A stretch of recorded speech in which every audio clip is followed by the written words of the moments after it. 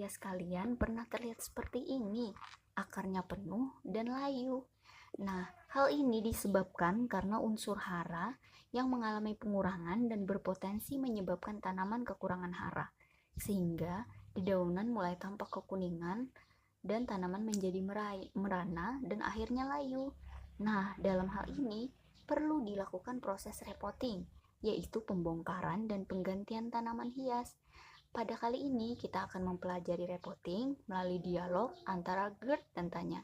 Mari kita saksikan dialog berikutnya. Katanya aku lagi bingung nih. Beberapa hari yang lalu, beberapa tanaman hias di halaman rumah depan jadi mati.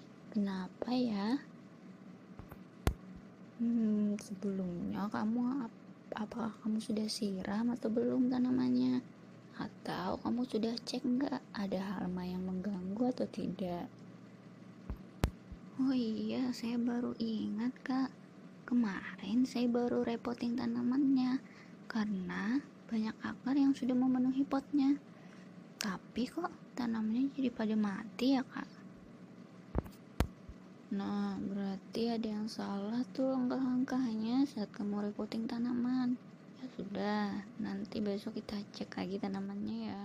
Kamu bilang kemarin mungkin karena akar yang terlalu banyak dipotong kan? Emang benar, akar pada tanaman saat repotting harus dipotong dan dibersihkan. Tapi bukan berarti semua akarnya harus kamu potong, karena ada hal-hal penting lain yang harus diperhatikan dalam proses repotting. Selain pemotongan akar, apalagi yang harus diperhatikan dalam repotting tanaman, Kak? Banyak hal ya yang mempengaruhi proses repotting. Salah satunya adalah jika pot yang terlalu kecil sedangkan tanamannya sudah mulai besar, akarnya akan menggerombol sehingga pot yang sempit menyebabkan serapan makanan yang kurang. Karena itu perlu dilakukan repotting. Kemudian selain itu adalah gunakan juga jenis pot yang cocok, karena pot yang cocok memiliki lubang untuk sirkulasi udara pada bagian akar. Yang ketiga, jika ada akar-akar mati itu akan bisa jadi penyakit. Oleh karenanya, akar harus dibersihkan dan dipotong. Tetapi tidak semua akar harus kita potong karena akan menyebabkan tanaman menjadi mati. Kemudian yang berikutnya adalah ketika media tanaman sudah mulai lapuk, maka media tanaman yang lapuk segera diganti kalau tidak menjadi sarang penyakit. Belum lagi media tanaman yang terlalu asam karena banyak endapan pupuk. Saat inilah perlu dilakukan repotting. Oh, begitu ya Kak. Banyak yang saya belum tahu tentang repotting tanaman, jadi asal aja kemarin melakukannya.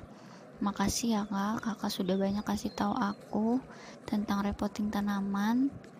Aku akan mempelajari lagi sehingga tanaman-tanaman koleksiku tidak akan mudah mati. Terima kasih ya Kak.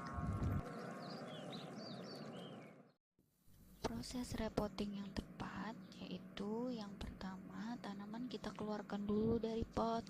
Kemudian sebagian media dan akar kita sisir sehingga terhindar dari hama.